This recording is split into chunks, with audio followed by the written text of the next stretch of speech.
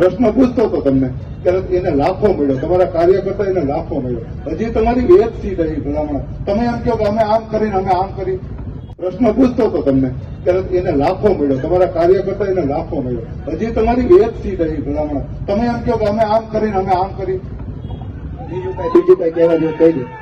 તમારું નામ ને ગામ ને કહો, બધાને ખબર પડે કોને પૂછ્યું.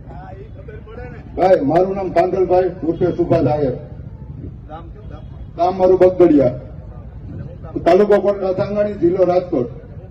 હું સેવા જ કરું, ગામની સેવા જ કરું. હું નાના માણસની સેવા જ કરું.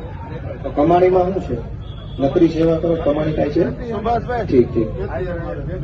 હા સેવા કરવી હોય તો કાલથી આપણે બે ભાઈ આજથી રાજકોટ થી કુવારવા હાઈવે લગી બે જાય. જો સુભાષભાઈ, હું હાઈવે છું, તમે હાઈવે સાંભળો ભાઈ, 2 મિનિટ સાંભળો. સુભાષભાઈ, હું કાલ તમારી સાથે, મારું ગામ કુવારવાની બાજુનું ખાતરા ગામ મારું. હું કાયમ કુવારવા જોઉં છું. ટ્રાફિક પોલીસ સરકારની નીચે છે બિચારી, પોલીસનો વાત નથી દેતો.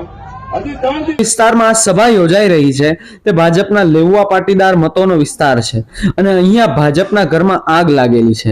અહીં જબરજસ્ત જૂથ હોવાના કારણે સિનિયર પાટીદાર આગેવાનોએ દિલ્હી સુધી ફરિયાદ કરી છે.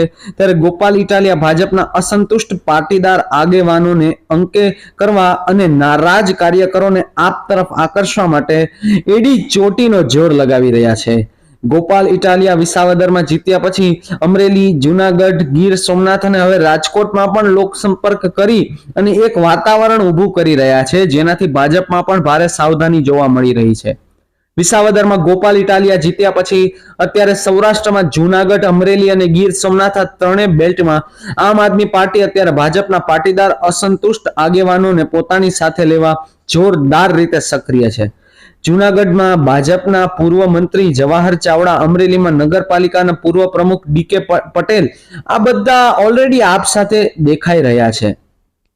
આમ પણ આ 3 જિલ્લા પરંપરાગત રીતે કોંગ્રેસનો બેલ્ટ છે, પરંતુ કોંગ્રેસ નબળી પડતા હવે ભાજપ વિરોધી મતો આપ દ્વારા અંકે થઈ રહ્યા છે. બીજું, ભાજપમાં વિજય રૂપાણીના મૃત્યુ પછી સૌરાષ્ટ્રમાં હવે બધાને